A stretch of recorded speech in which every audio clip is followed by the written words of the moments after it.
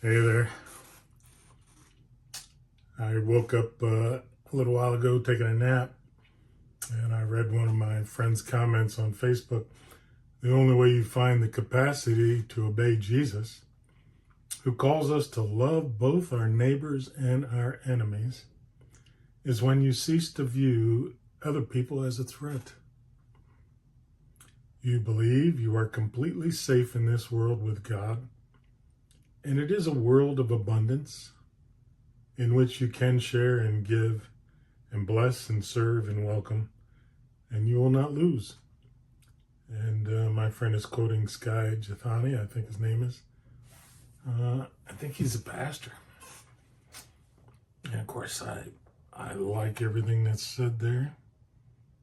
I agree with it in my head. I'm not sure my heart is fully capable of complying with it, but I agree with it. And I know it to be true, especially for the Christian. I know it to be right. I know it to be correct.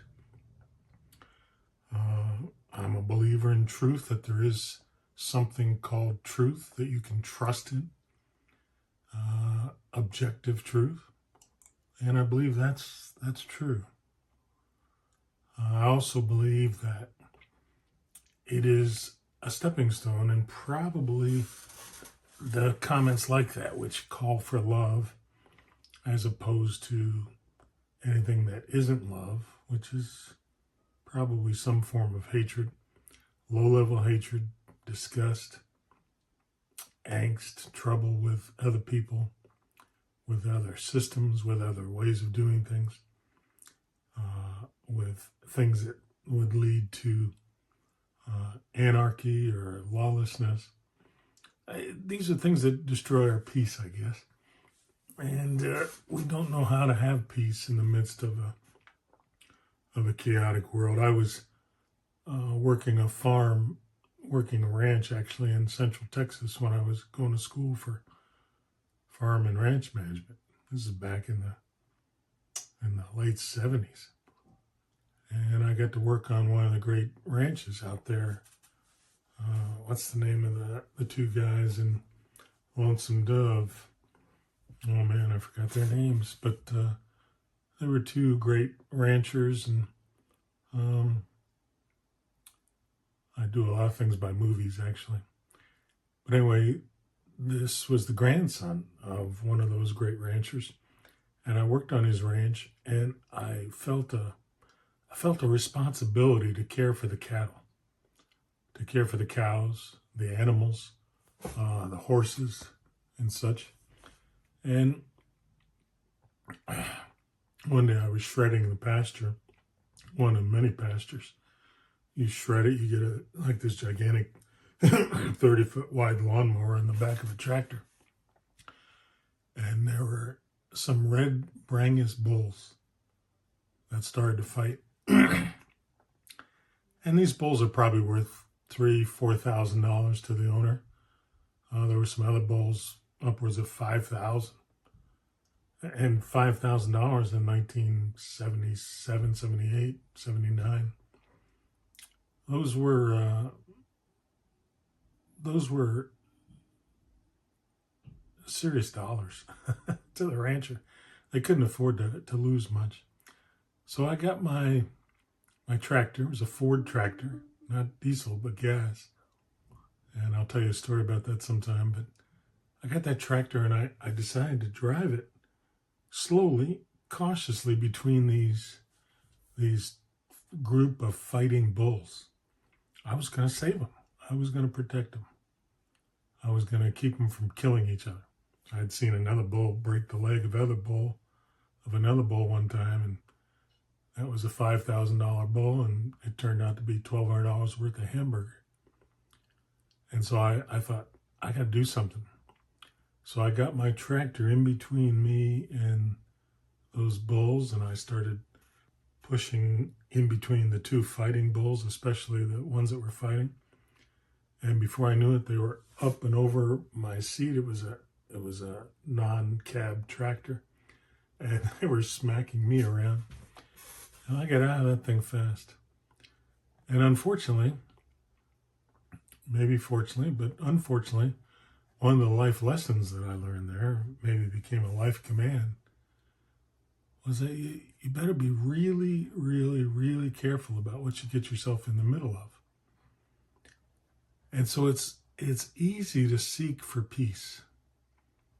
In fact, you get driven to looking for peace in your life, especially when you start to retire.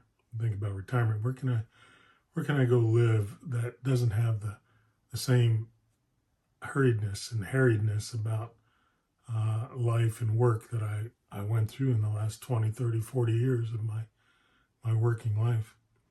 And you can remember a lot of unpeaceful times. The city of Jerusalem, of course, is called the city of peace because the main thing that Jesus, or that God rather, wanted to give the Israelites, the Hebrews, was a place where they could come and seek peace. And they could seek that peace of God. And so they had this great city. They were directed, maybe even commanded, to come to that city 3 times a year for different feasts. A feast when you planted, a feast when you harvested, a feast when you were grateful to God. Different ways of worshiping God through those feasts, because that's how they would arrive at a place of peace in their lives. Most of us have no Jerusalem to go to anymore. We have no central geographical place. We have no place that purports to be like heaven. And so we wrestle with and search out some place for ourselves. Sometimes we succeed a little bit. Sometimes we only succeed temporarily by getting on a plane and going to some warm place in the Caribbean in February, or some vacation spot. But this kind of peace is only found in our hearts when we take that statement that my friend posted on Facebook today, and we go much further than the statement. And we actually put our tractor into the water, or in harm's way, or into the problem, and we take some risks. Unfortunately, it's easy to stop at that statement. You've been instructed, you've been told to love people, you've been told to love them whether they're your enemy or your neighbor. But that's where so many get hung up, and we want to pull back out and avoid the fight that we think is coming, or the internal work that needs to take place for us to be more like Christ. I would discourage you from A, jumping into every fight, and B, ignoring every fight. I think you've got to ask yourself, what is my purpose in this world, so that I might really advance the kingdom of God, the kingdom of Christ? And sometimes it means not becoming an activist or an anarchist or a violator of human rights or a killer of Teslas. It means allowing yourself to be loved by God so that you can love others, regardless of who they are or where they came from or what they've done. God is calling for that kind of a person. And I hate to admit this, but it's hard work. It should be easy. In my mind, my naive mind, it should be an easy thing. But if you look around you, it's not an easy time for this. We see a lot of people that get angry over almost nothing because they've got a reservoir of so many things that they could get angry about. And I think we need a time of leadership from people like you, like that person on Facebook, like me, that says enough is enough of this. We need to go back to a time that was simple and straightforward. And I know I'm being really goofy with this, but it was kind of a code that John Wayne put out there. I remember in the movie McClintock, a young whippersnapper comes up to Mr. McClintock and he berates him because he's this rich farmer, rich rancher actually. And McClintock, usually quite courteous and quite gentlemanly, he says, "You interest me, Pilgrim." He doesn't run the man down, the young man. He doesn't attack him. He just opens himself up to another level of conversation. And they eventually do become better friends in that movie.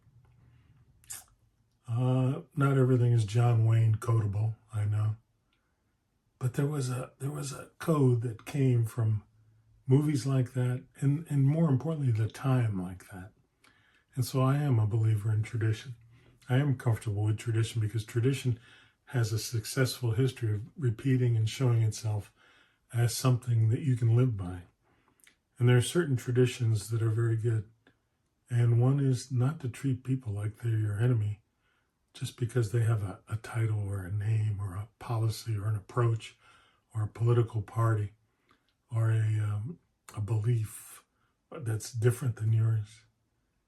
But to find out more about them so that you can maybe eventually love them. That's the Christ-like way. And I would say to my friend, who probably is not listening to this, but I'm going to use you as my friend. I would say to you, you probably agree with that statement, but I want you to take it further. See you next time.